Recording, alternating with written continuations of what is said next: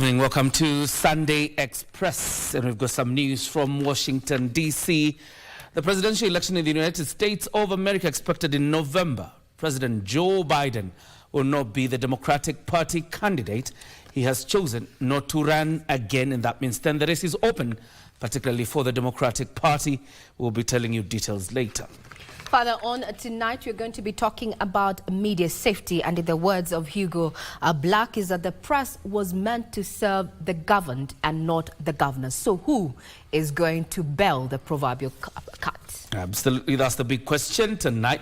And in the middle of President William Ruto warning any distractors or goons intending to demonstrate on Tuesday that the government will deal decisively with those skin on causing anarchy. We have details lined up for you, but first things first, tonight's highlights.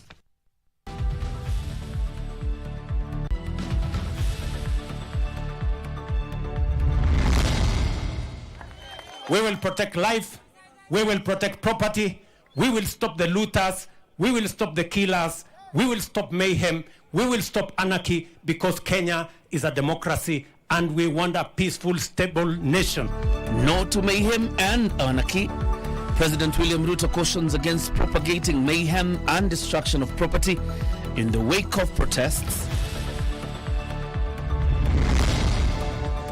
Cabinet reappointments. DP Gachagua defends reappointment of 6 cabinet secretaries, says nominations were based on merit. And no dialogue without justice. Opposition leader Raila Odinga's new ultimatum to government.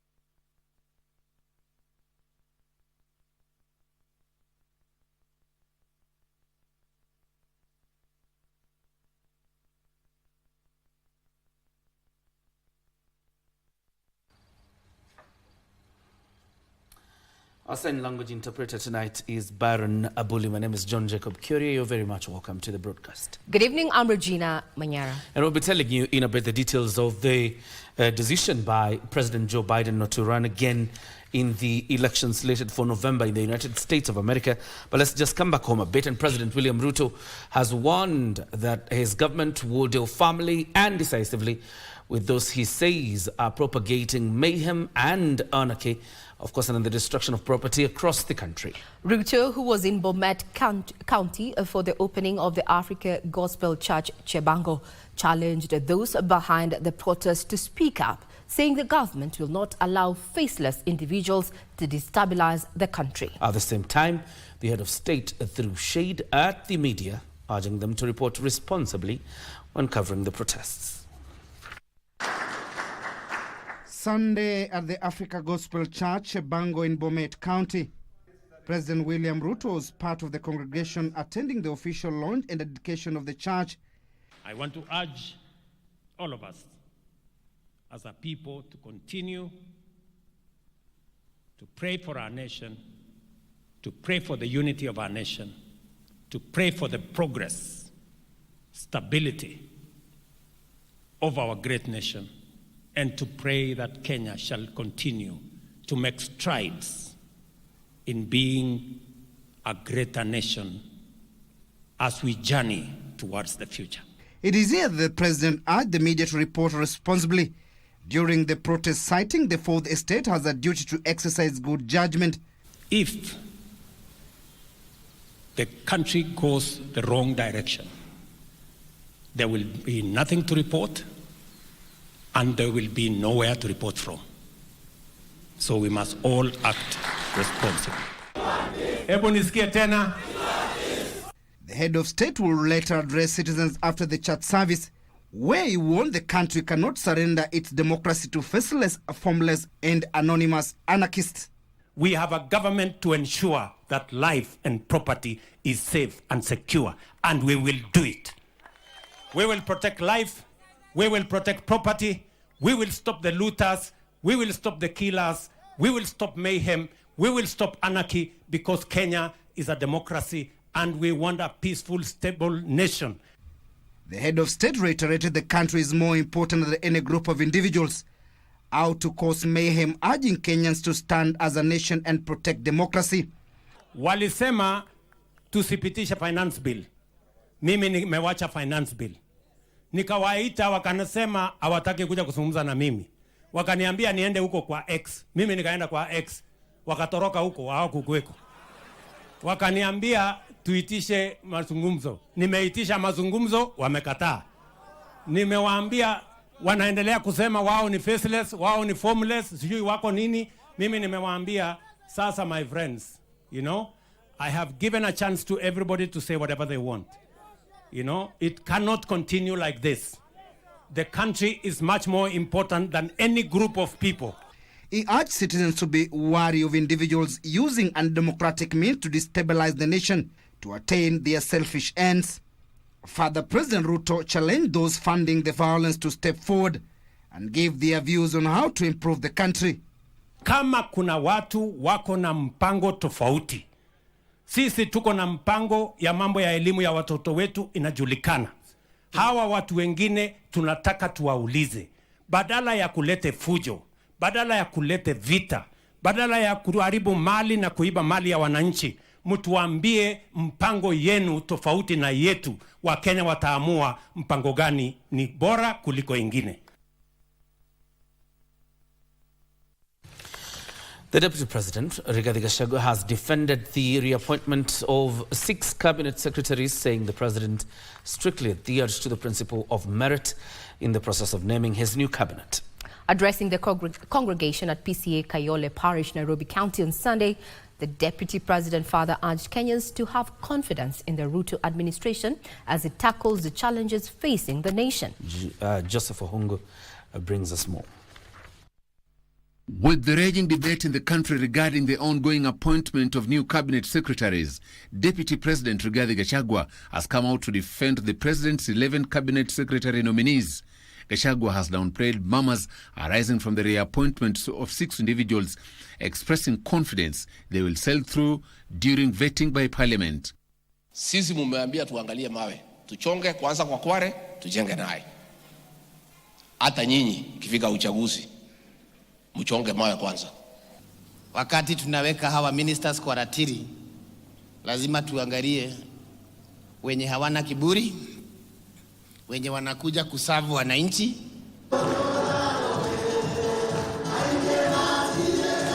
Meanwhile, the DP has repeated calls to the youth to cease their peaceful protests. Ninamuomba tafadhali msikubali tena kurudi kwa barabara, kwa sababu watu wenye nia mbaya wamehijack ile kitu yenu ilikuwa mzuri, kuanza wizi na kuharibu mali.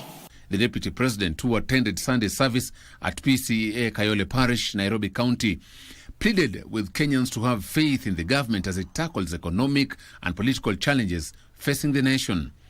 Tuko na matatizo hapa na pale ya kiuchumi, ya siasa yetu, ya vile tunaendesha mambo, lakini tuko na matumaini. And I would like to give hope to the people of Kenya, ya kwamba haya mashida zote na matatizo iko matumaini mbele, tutatatua. He also advised Kenyans to be electing steadfast leaders capable of articulating issues, uniting the country and offering solutions to challenges facing the nation. He was accompanied by the area MP Benjamin Gadhiru, Major Donk, James Gakuya of Embakasi North, Jane Kihara from Naivasha, and Samuel Parashina of Kajiado South, among other leaders. Joseph Ohungu for Sunday Express.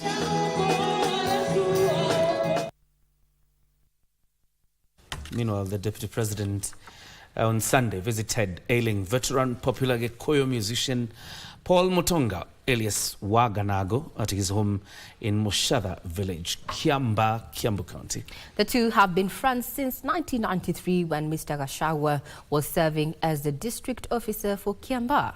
During the visit, the ailing 95-year-old music maestro, known for his hit songs like Diarero We Maidiga and Mwedoarise, performed several hits for the deputy president and the other guests with an accordion and the famous one-man box guitar. While wishing the musician good health, Gachagua narrated about his encounter with the old artist during his tour of duty in Kiamba.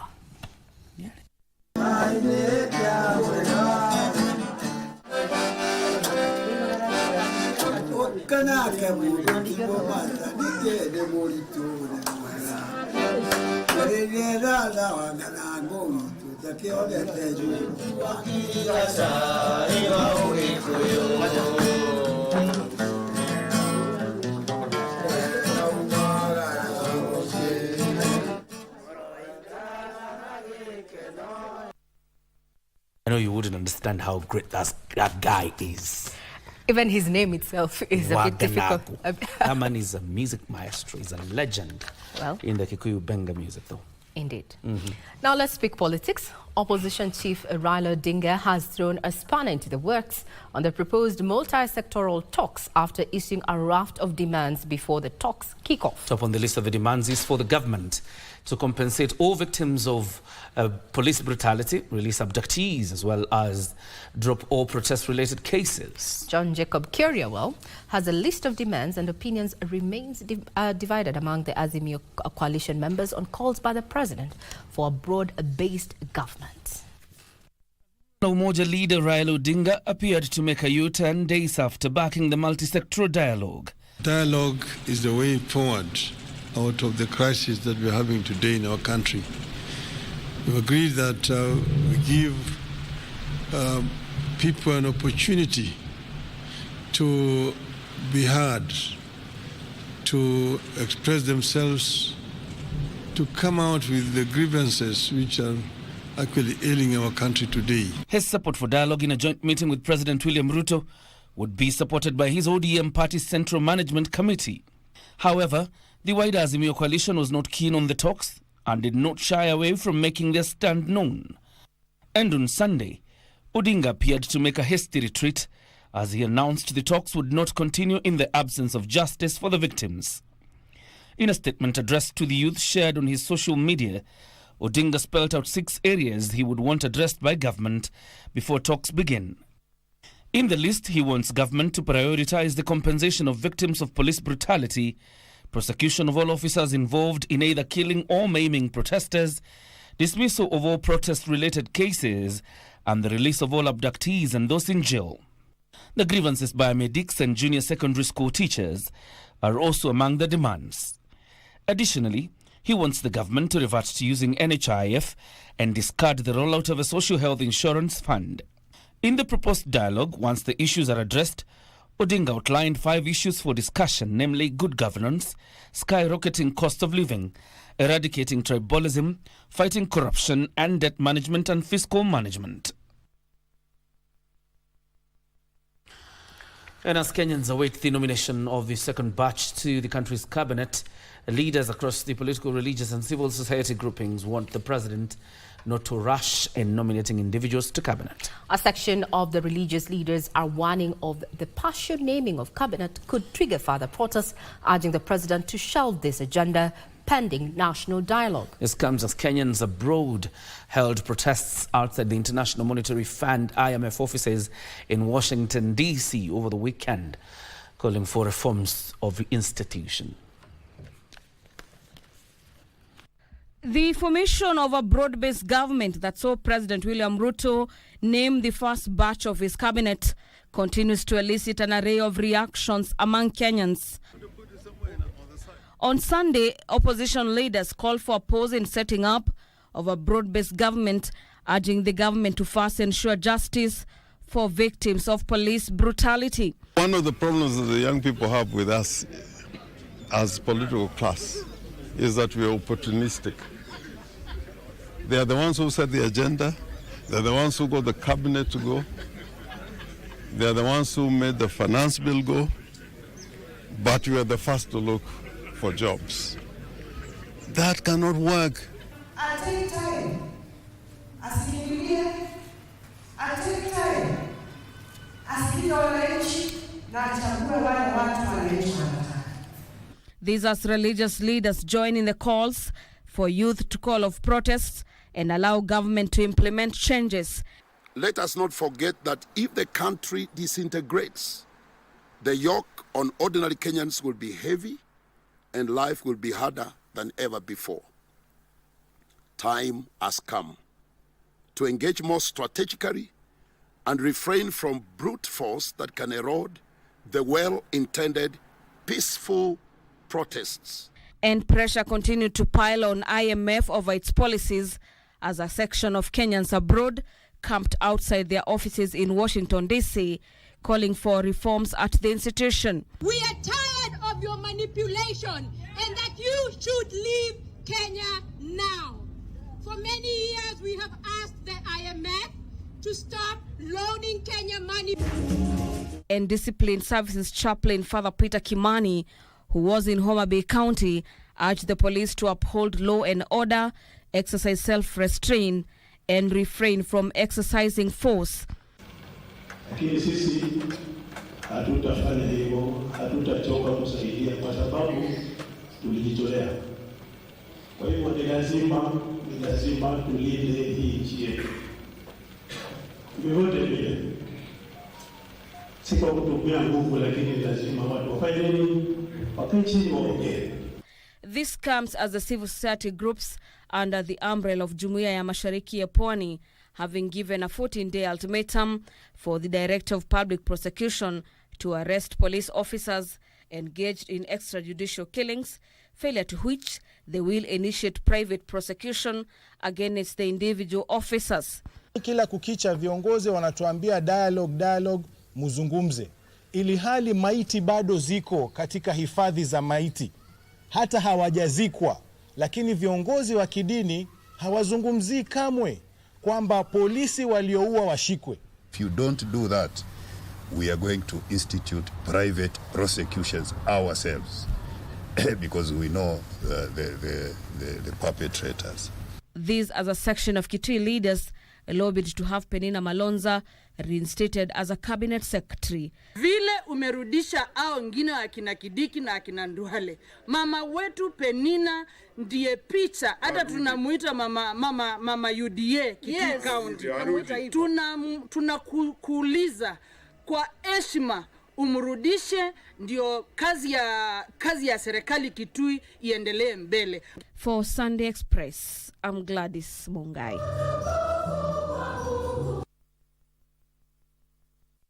Let's take you a little bit to events happening in Washington, D.C. And what just came about 20 minutes ago is that President Joe Rupert Biden will not be running again as the President of the United States of America. He's decided to step down. And of course, you remember this is out of concerns, particularly from his party, that old age was really becoming a problem, even in terms of debating his arch rival, that is Donald Trump. And I think the third paragraph of his statement today carries the weight of what he communicated tonight. You can read it for us. And just to read that particular statement in part, is that it has been a great honor of my life to serve as your president. And while it has been my intention to seek re-election, I believe it is in the best interest of my party and the country for me to stand down and focus solely on fulfilling my duties as president for the remainder of my term. That obviously means that then the remaining months will be very interesting. First of all, is that Joe Biden really continues to be the president of the United States of America up until January, when they swear in the new president. But then again, talk has been rife that Joe Biden has been pushed really by key stalwarts, including some of his financiers pulling off his campaign And the demand really has been for him to exit and probably leave it to Kamala Harris, the Vice President of the United States. And an interesting name has popped up in the succession race, and that is Michelle Obama, who has also been proposed as a possible candidate in the United States of America. But that's American. We leave it to Americans. But we will still be keeping watch on that. Absolutely. Now back home. We move this forward, and 2 people have been shot dead and 1 person seriously injured after bandits attacked Nosukuru area in Baringo South last night and made away with over 50 heads of cattle. The bodies of the 2 victims were taken to Kabarnet morgue, while the injured are recuperating at the Nakuru Provincial Hospital. In a shocking turn of events, 2 people have been tragically killed and another one seriously injured following a violent attack by bandits in the Nasukuru area in Baringo South late last night. The assailants, who struck under the cover of darkness, managed to steal over 50 herd of cattle. Hao watu walifamiwa wakichunga mifugo yao na walifamiwa na bandits kutoka Tiati. Waliua watu 2 na wakajeruhi 1. We call upon the government to act swiftly to ensure that the lost animals are recovered and also go for the bandits who have been terrorizing the community every now and then. This brutal incident comes after a period of relative calm in the region. The community had enjoyed nearly 6 months of peace with no gunfire reported. The victims, who were herding cattle in the fields, were ambushed during the attack. Tunaendelea kusika watoto wetu wanaojitafutia mali. Hao wenye wanauliwa saa hii ni hao wenye wanaitwa GNC. Hao watoto wanauliwa na wanajitafutia mali, wanajitafutia rasilimali, wanachunga mifugo yao, wanaendelea kuuliwa kila kukichao. Such efforts continued through the night and into the day, with police combing through thick undergrowth in a desperate attempt to locate the bandits. Kitu ambaye hii area inahitaji ni ndege. Whenever anything happens, those police on the ground should be supported kwa mambo na ndege or other facilities kuhakikisha kwamba hizo mifugo asiendi. Full disarmament ifanyike na watu warejeshwe makwao. Watu warudi makwao. Sisi hapa tunauliwa tu tukiwa ardhi yetu. Nosukuru ni location moja ya location 4 ambayo iko Mugutani ward. Kwa nini watu kila wakati wanakuja kutufamia kwetu? The bodies of the deceased were eventually recovered and have been moved to Kabarnet morgue for further examination. The injured individual was rushed to Nakuru Provincial Hospital for urgent medical attention. Ben Chumba, Sunday Express.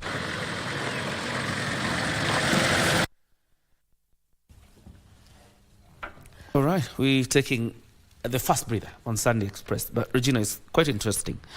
President Joe Biden has tweeted now 5 minutes ago, and it's clear now that he supports Kamala Harris, the vice president, to be the Democrat candidate in the election. It will be quite interesting to see how the media back in America actually treat that particular development, given that over the last 3 weeks the focus has been on the origin, the background of Kamala Harris, them referring to her as a woman of color. So that is going to throw in indeed the spanner to the works, so to speak. Actually, she is of Ghanaian descent to some extent. And that is it. What we have just received from, again, President Joe Biden from his X handle. There you see him. I think you could see old age really had taken a toll on him, to the extent of even calling President Zelensky of Ukraine, referring to him as President Putin, the archive of President Zelensky, and sometimes even referencing Vice President Kamala Harris as Vice President Trump. Old age really had taken a toll on him, but that he's now focused on finishing his term, which ends in January when they swear in a new president. But it's clear now that Democrats have almost an obvious candidate now.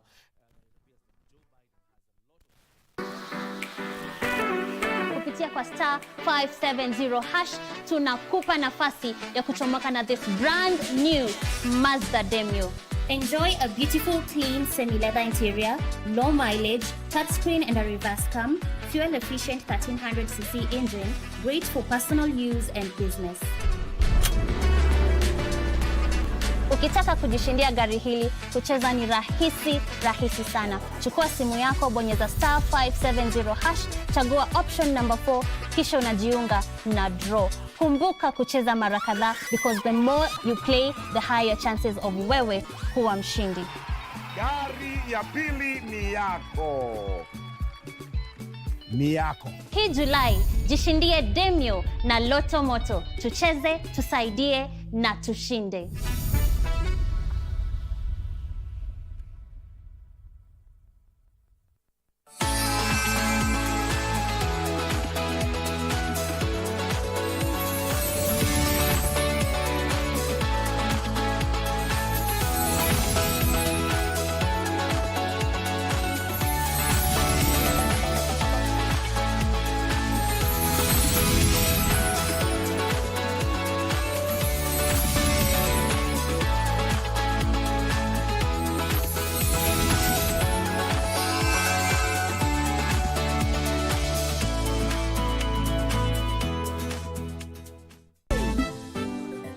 You Sapu, I know you are jealous because she has it better than you. Maybe it's high time you also need to look around for a suit, eh? Your jealousy is becoming too loud. Quit your unsolicited advice, but you should remember that Queen A has it all under control, or otherwise. Dude. I think sane men should stay single for the rest of your life. Kinyanjui, what do you say? True, my brother. Hyena and Ngoda now planes. Wonders shall never end. Who are you calling hyena and God? You small person, stay out of my life. But you better start talking. Hey, what do you mean? We were going to talk anyway.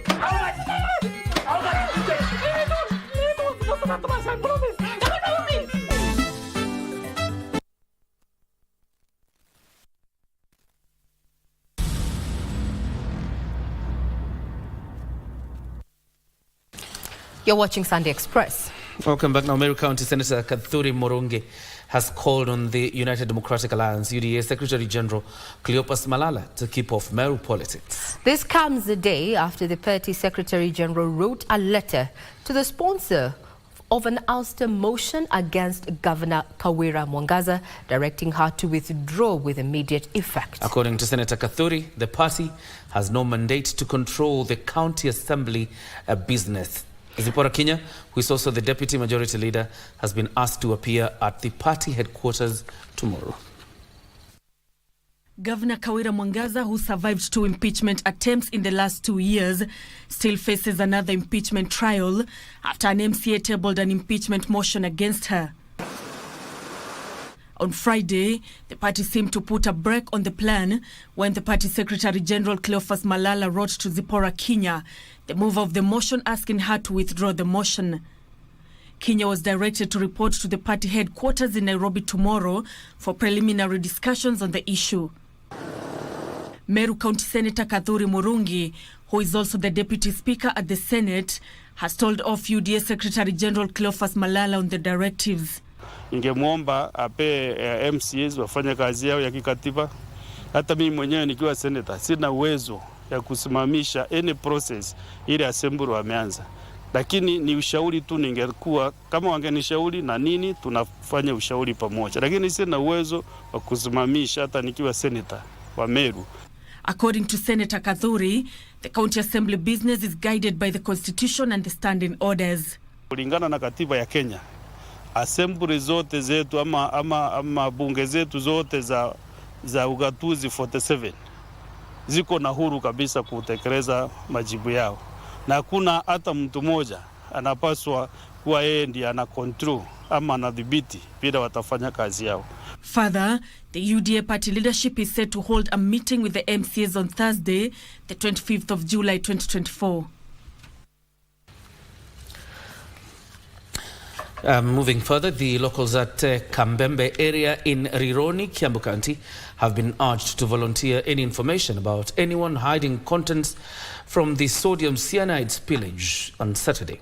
According to Rironi Chief Charles Njeho, some residents looted the highly toxic product, oblivious of the dangers they may be exposed to.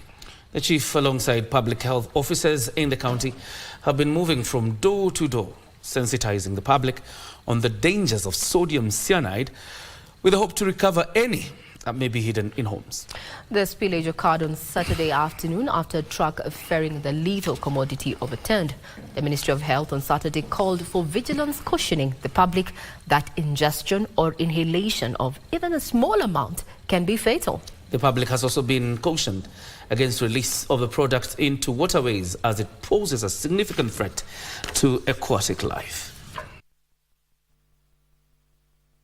My appeal to the community ni ya kwamba kama kuna mtu mmoja alibeba hiyo container ama hiyo chemical, arudishe haraka iwezekanavyo.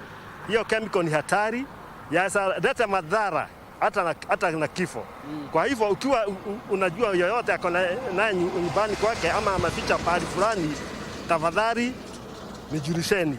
Kama mimi sikulala, hii kazi nilianza na asubuhi mapema mno, hata sikupata nafasi ya kwenda kanisani, ili niingie katika maboma nikielimisha vijana labda walibeba, na nikiwa heka ama nikiwa huko nyumbani nikajaribu kuwaeleza, mmoja akasema hata mimi niko naye na tumechukua na sasa iko mikononi mwa officers wa public health.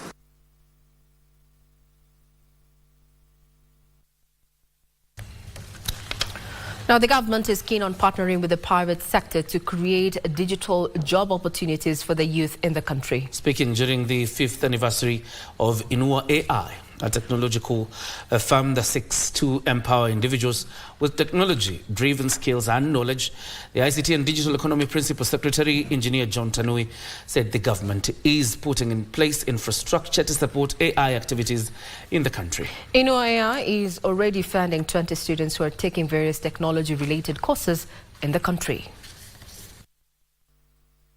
With the shortage of job opportunities proving to be a major headache in the country, the government says the creation of digital job opportunities is one of the best options to deal with the problem.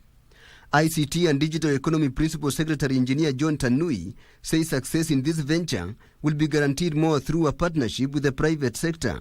If we work together with the private sector and exceed the expectations of our partners who have trusted us with their work, we will be able to generate and meet the requirements of about 1 million youth graduating from academic institutions. He added that the government is putting in place infrastructure to support artificial intelligence activities in the country, apart from enhancing broadband connectivity. We are enhancing and accelerating the deployment of broadband connectivity across the country so that every ward of our country can have access to broadband internet through fiber or any alternative broadband solution. Inua AI founder and Chief Executive Officer Humphrey Muchuma said besides funding 20 students doing various technology-related courses in the country, the firm also plans to create 10 digital centers to create more job opportunities across the country from next year. We want to adopt 10 centers and build a business model around it that will create demand for these young people. The firm has also employed more than 250 youth within the country and outside. A third of our workforce out of the 250 works from home. So that tells you it's an area that was opened up for us. Tilio Marco for Sunday Express. Police in Mutata Sub-County, Taita Taveta County intercepted a trailer illegally ferrying hundreds of drums of ethanol. Mwatate Police Boss John Owai says the driver of the trailer defied orders to stop for a normal security check, raising suspicion. Timothy Kipnusu has the details of the incident as well as other stories that made headlines in the counties. The driver of the trailer managed to escape, but the vehicle was impounded. It was noted the vehicle had fake number plates and was ferrying up to 130 drums of 250 liters each of ethanol. The driver of the trailer is still at large as investigations begin. We assume that because of the direction it was coming from, leads us to Tanzania. So it must have been coming from the border. Elsewhere, a mentorship program has been launched for students in secondary schools within Machakos County who have been scoring below the 5.0 mean score in KCSE. Our main objective is to raise the standards of our education, to raise the levels, and to make sure that these kids understand the life out here. In the meantime, a section of lawmakers from Embu County have refuted claims. legislators will fail to perform their oversight role when vetting the cabinet nominees. Mimi kama mbunge wa Mbeere North nitakuwa kwanza kusema hii atupitishi. Because the Kenyans have talked and they have said loud and clear. Hatutaki kujua mtu ni mtu light skin ama dark skin. Tunataka mtu wa kazi. And Homa Bay County government has partnered with a private entity to promote an innovative program dubbed Youth in Sustainable Aquaculture. The project is aimed at creating jobs. We are going to support the access of quality and affordable fish feed through the production of soybeans with a number of young men and women in the county. This project fits within our priorities as a government, and we are very, very happy to welcome Farm Africa and the entire consortium team to work with the youth. This even as a section of leaders in Mount Elgon constituency have faulted the government for allegedly sidelining the Sabot community in government appointments. Sisi were among the Kalenjins. Most unfortunate. I don't know how these people look at us, especially the Kalenjins themselves. Viti hote, nominated MPs, nominated what? Permanent secretaries. Hakuna sisi? And a section of stakeholders in Meru County has urged the government to make tangible efforts in tackling the increased number of street children in various cities and towns. The children who are on the street, because if you don't take care of them, they'll come back to us.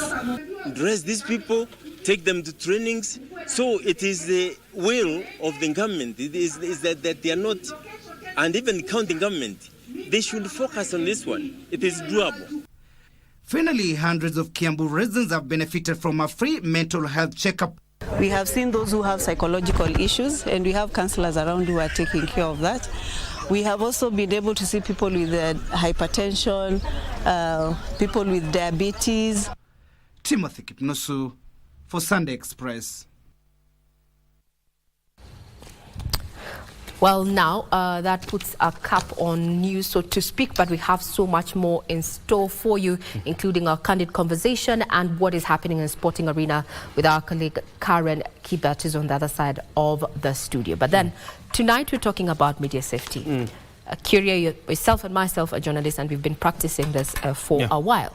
In your opinion, are we safe in executing our mandate as journalists in our current, looking at the current space right now? Well, I would argue this way, that we have been safe except for the last 2 weeks. For the last 2 weeks? The last 2 weeks have shown a very dangerous trend that the government really needs to act on. And particularly when we are in the front line and clearly labelled as members of a press, but then we continue being victims of police brutality. It speaks volumes. And there is no justification for police brutality, whether it's on a journalist or on a protester, because of the rights that are enshrined in the Constitution that we pride ourselves with, the 2010 Constitution. So to your question, are we safe? The last 2 weeks don't point towards safety. Before I let you go, since that's a conversation we're talking about, we're talking about the need to have psychosocial support for journalists, given, you know, the coverage that we do, demonstrations. I'm sure you covered the 2007, 2008 post-election violence. We had the Tana River skirmishes and that. We are usually in the thick of things, so to speak. Have you ever sought psychosocial support? Tell you what, that's a very interesting question. Because the conversation now moves further. Have I sought psychosocial Have you ever felt that support? You're overwhelmed, you need this kind of support? Funny enough, in most cases, you don't even have the space to do that. The rigors of a newsroom, the motions of a functional newsroom cannot allow you time away from work to go seek for psychosocial support. So it falls back on the employer to realize that you need the psychosocial support for them to organize for such sessions with you. Otherwise, the rigors of a functional newsroom cannot allow you. I mean, you're here. Yeah? Look, yes.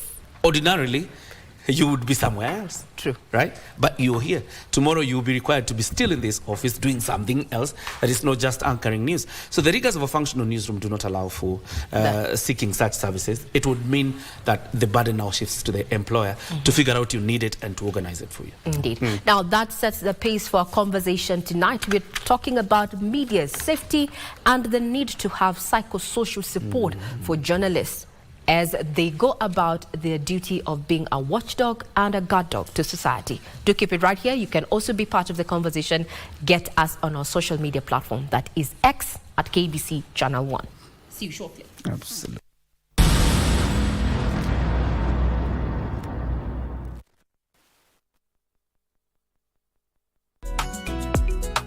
Bali yake. Yes, ma'am. Ati you are sa. Kayago anasema saa ngapi saa hii? Mami mimi nimebeba bwana sana. Isikutwe hata kidogo. You are unbelievable. Kama sunde? Makitango. Habari ya mumeo. Acha na mumeo hapa ni biashara. Sasa Edo kakope huko kuna kopanga. na mimi nikikuongeleza lazima uniangalie. Mbona mimi niende kwa kazi na wacha kuniconfuse wewe. Oh my goodness, this is very nice.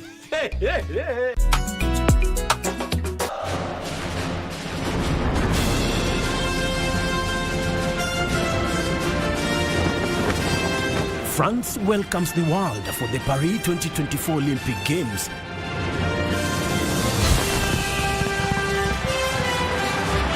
In this edition, heroic Team Kenya is pushing boundaries as well.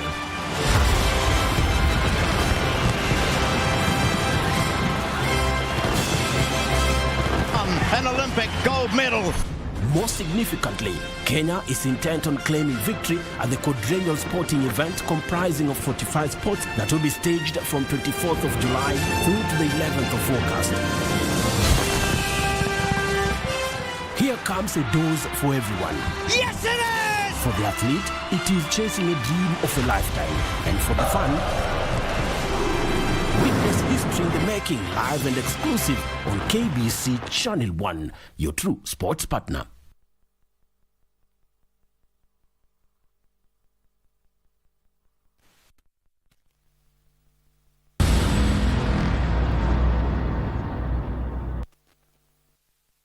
You're still watching Sunday Express. Now, media freedoms are anchored by law, quoting Article 37 that allows association and speech. But in recent weeks, media practitioners have found themselves risking their lives to be the guard dog and watchdog of society.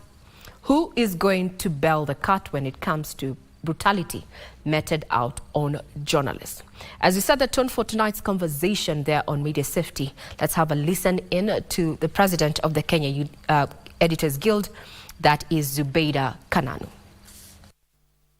Namna ambavyo tulitangaza na kuafikiana tarehe 24 kutakuwa na maandamanaji kote nchini kwa sababu tumeona kwamba ndio lugha wanaelewa. Hatufai kukabiliwa sisi kama wanahabari kwa mtutu wa bunduki. Sasa mbona wanaonekana kwamba wanatishika, wana wasiwasi, wana uoga, ndio sababu wanataka kutunyamazisha ilhali sisi tunafanya kazi yetu. Tumeona vyombo vya habari vikilengwa, sio tu wanahabari peke yake. Tunadai haki. Mbona mnakataa kulipa pesa ambazo mnadai vyombo vya habari?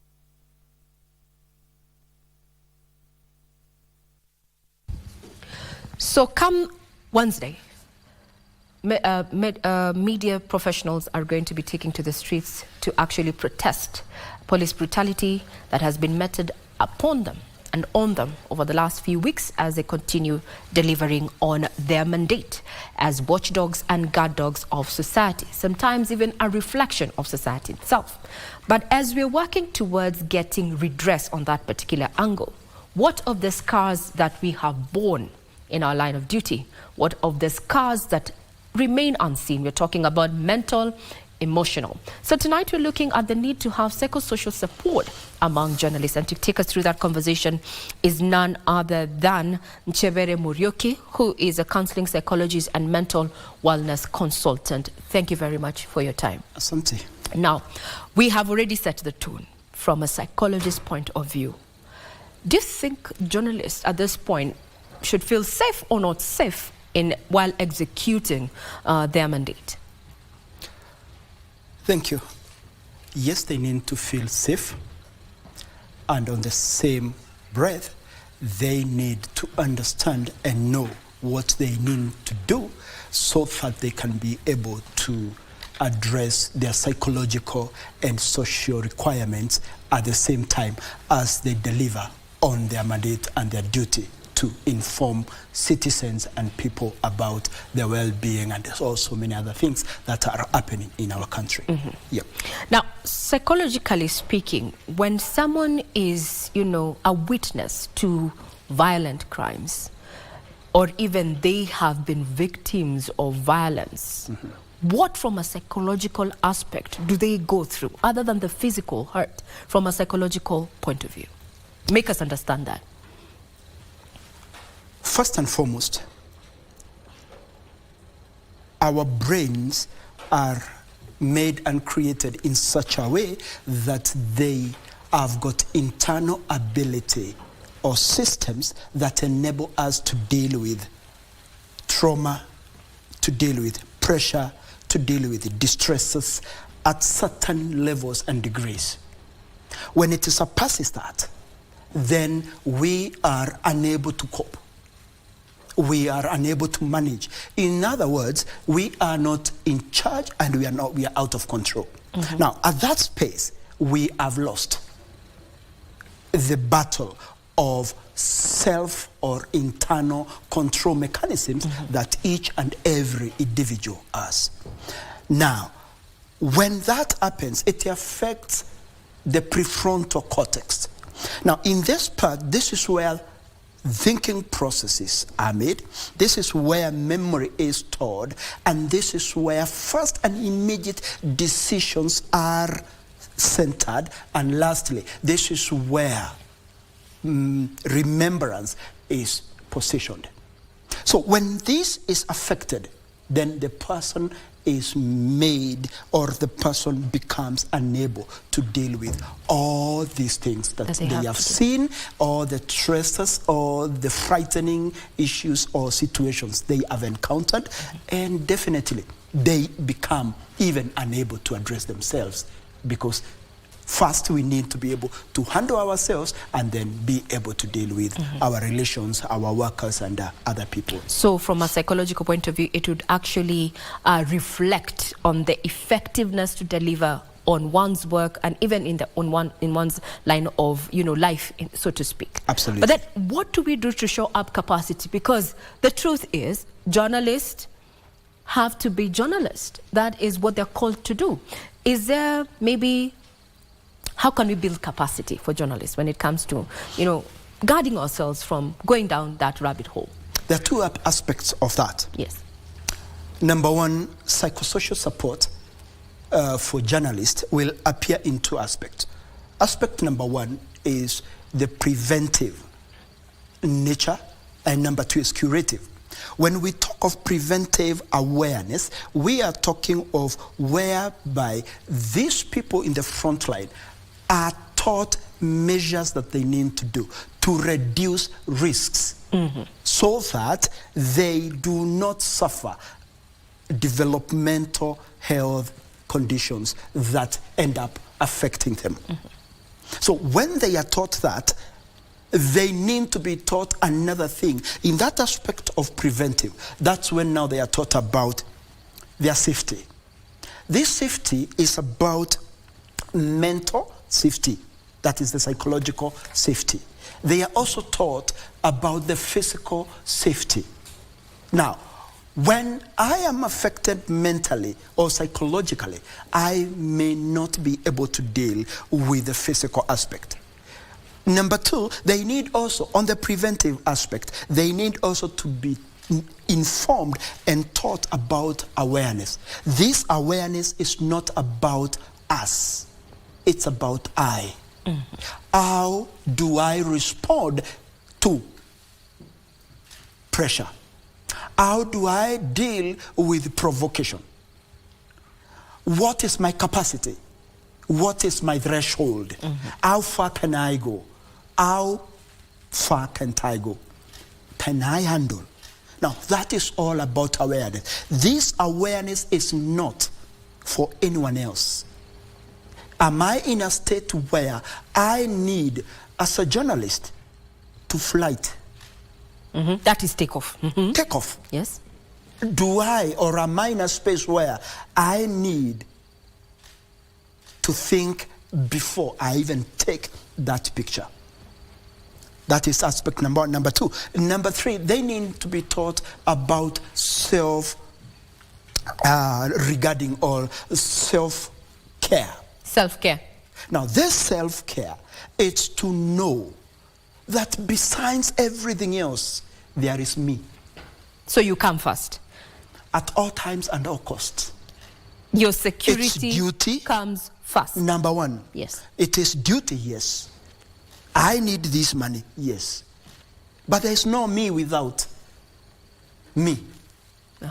So I need, first of all, to know how safe have I taken. So we need awareness. Yes. But then the question is there room for dialogue when it comes to matters of violence? Because, I mean, can we talk ourselves out of violence from a psychological point of view? Yes, by knowing how to problem solve. What is my reaction, speed, and space? One thing that we need to understand, violence is meted to us by other people. And before it becomes violent, it is started with agitation. And you could see my ability to read the situation I'm in and my ability to know how first do I react enables me to become... But often journalists are not agitators. They're actually there to record, you know, the incidents, because what we are playing currently on our screens there happens to be a press conference that was called by one of the parties, and our very own journalists ended up getting hurt. So we are there executing our mandate, but then we find ourselves vulnerable to violence. Then, as we've talked about, we need to be self-aware of the situation and also our capacities from a psychology point of view. Do you think it's the high time that we instituted psychosocial support within the media value chain? Because, I mean, we still continue working, isn't it? What's your take on that? When we talk of violence, it has crossed the line of normal reasoning. I am charged with the knowledge, awareness, comprehension of the magnitude of the space I am in. Let's be honest with each other. My safety comes first, despite the fact my duty calls me to be in the front line. So as I go to the front line, I must have put into my mind what are my possible options when things get out of hand. Number two, I need to be able to read the mood of my environment. As much as we talk about journalists, and it is good work they do to inform us, the responsibility of care has always been on the individual.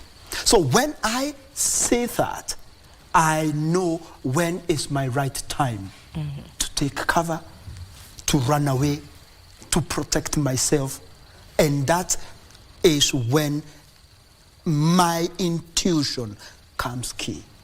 Yes. Indeed. Now, it seems we are running out of time, and this is a conversation we'll continue having, especially in the coming weeks there, after it has already been confirmed by the president of the Kenya Editors Guild, that is Zubeida Kananu, last week, saying that the media is going to be out demonstrating on freedom of speech, looking at a police brutality. A majority of journalists for the last 2 weeks have been victims of police brutality. We're going to keep addressing this and also looking at why we need that psychosocial support in our newsrooms there. My colleague just mentioned that, you see, the way the newsroom has been coined, usually we'll not have time to seek that, but it's something that we need to institutionalize. We've been speaking to Nchebere Murioki, who is a counseling psychologist and mental wellness consultant, taking us through this conversation. And my take home is that safety begins with me as an individual. Now we cross over to the sporting arena with Karen Kibet, but not before we have our first, or rather a quick break before sports.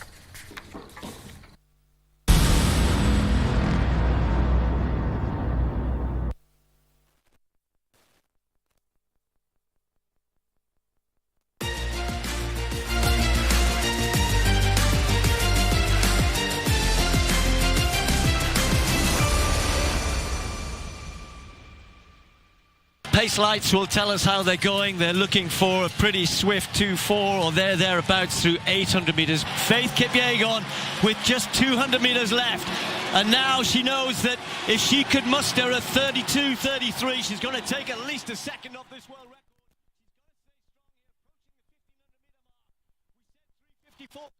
I never heard the music so sweet. I repeat. Well, go on, my brethren, big things are going. Remember, each and every Monday we have to shell down the place with nothing but the best of smooth reggae vibes in your favorite station. You know these things, man. Alafu kila Tuesday, kata simu tupo side, giving you Kenyan music from the 254. And of course, you can spice up your Wednesday by enjoying blazing hot hip-hop and R&B jams. We don't got no label. She say she want bottles. Vibes and vibes as we go all across Africa, Kenya, Nigeria, Ghana, all the way to Tanzania to give you nothing but the best on Afro Thursday. Make sure you make a date with us each and every single Friday with me, DJ_Liza Diva, DJ Cold, and me, Wanjiko. This is Club One Extra.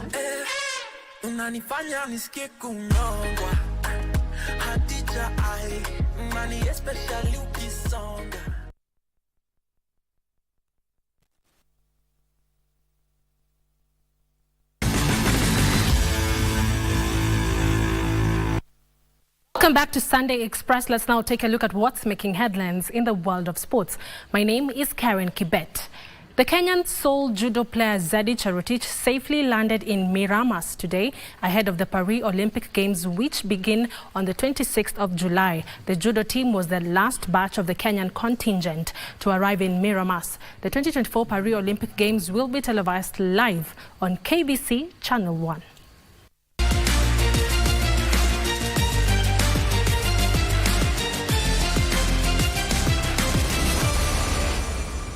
Kenyan judoka Zedi Cherotich says the Kenyan family should expect her best ever performance at an international event during the Paris Olympic Games set to begin this coming week. Wakenya watarejea mambo mazuri since especially in judo. Judo ni sport ingine inakuanga imejificha, lakini we hope for the best. Cherotich safely arrived in Miramas today and will be the sole Kenyan representative in the discipline. France tunasikianga venye France wanasemanga France ni kuzuri, so at least hata mimi nataka kujionea. Wafaransa wanasikianga aje huku, ningetaka kutembea after competition. I meet with different people. She says making it to Team Kenya for the Paris Games was an honor and will do everything possible to leave Paris with a medal. The judo program at the Paris Olympic Games begins on the 27th of this month, just a day after the opening ceremony, and Zedi will compete for the first time in Paris on August 1st. The Olympic Games, which will end on the 11th of August, will begin with football and rugby programs on the 24th of this month, with the athletics program beginning on the 1st of August. The 2024 Paris Olympic Games will be televised live on KBC Channel 1.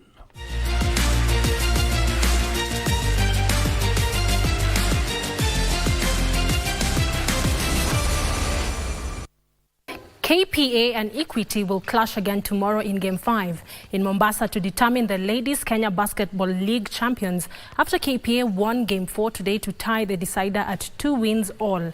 Equity had secured 2 wins of the best of 5 and needed to win today to seal the title and came into the game determined, starting off with a resounding 23-14 win in the first quarter. KPA, however, turned the game around in the second quarter, winning 11-24 before again recording a 13-22 win in the third quarter. Equity could not recover as KPA won the fourth quarter 7-14 to secure a 74-54 win, forcing a fifth game to be played tomorrow.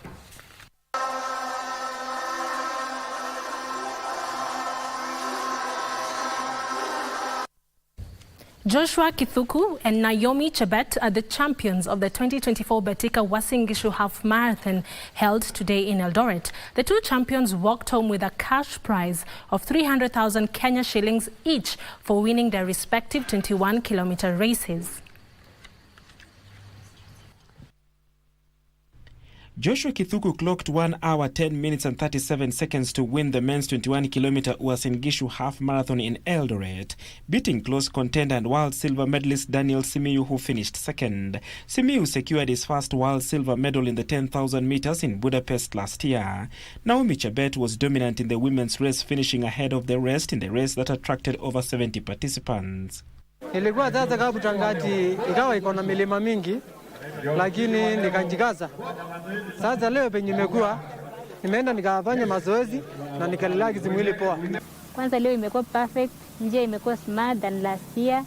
Then nashukuru all coaches wenye tunafanya mazoezi pamoja. By doing as many events as we can, giving them a chance to participate and compete, and it also forms or acts as part of practice for them for bigger world events.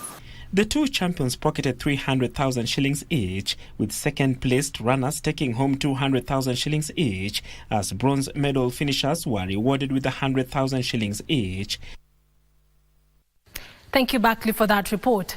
Home club golfer Salim Tain recorded 49 stable 4 points to emerge the overall winner of the third edition of the Kambasam Golf Tournament played at the Mombasa Golf Club in Mombasa County. Amateur Henry Kamau carded a 4 over par 75 gross to emerge the best gross winner of the day. Elliot Bett, playing off handicap 28, won the men's award on 43 points, beating Danson Mutero and David Mbugua, who finished in second and third positions respectively. Wanjiko Kinyeru won the ladies' title on 37 points, beating Gladys Mweni and Grace Kwamboka, who were the others on the top 3 list. The 18-hole tournament, in its third edition at the club, brought together golfers from Nyali, Diani, Kilifi and Malindi, among others. The reason for this is because we want to promote Kamba culture by way of hosting this tournament here, which brings together players from Mombasa, from the coast region and upcountry, including our sister club, Machakos. For instance, you can see us dressed in yellow and some green to imply our cultural colors. We will have our delicacies, that is Mudokoi, we have Kaluvu. In the evening, we will all dress in yellow, the African Kamba culture.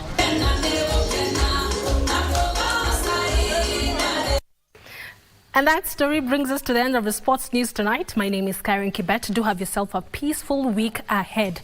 I now hand you back to my colleagues Regina Manyara and John Jacob Kioria. Regina.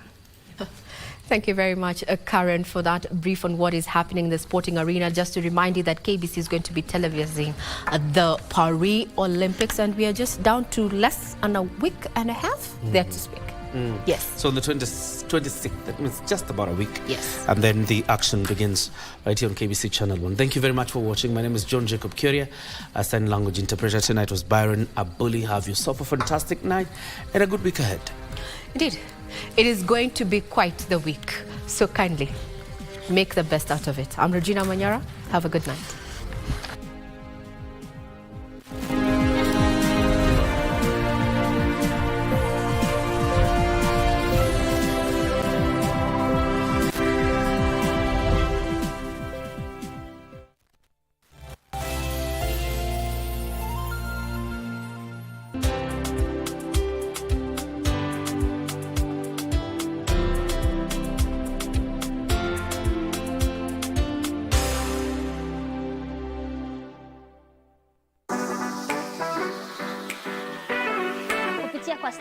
*570# tunakupa nafasi ya kuchomoka na this brand new Mazda Demio. Enjoy a beautiful clean semi-leather interior, low mileage, touchscreen and a reverse cam, fuel efficient 1300cc engine.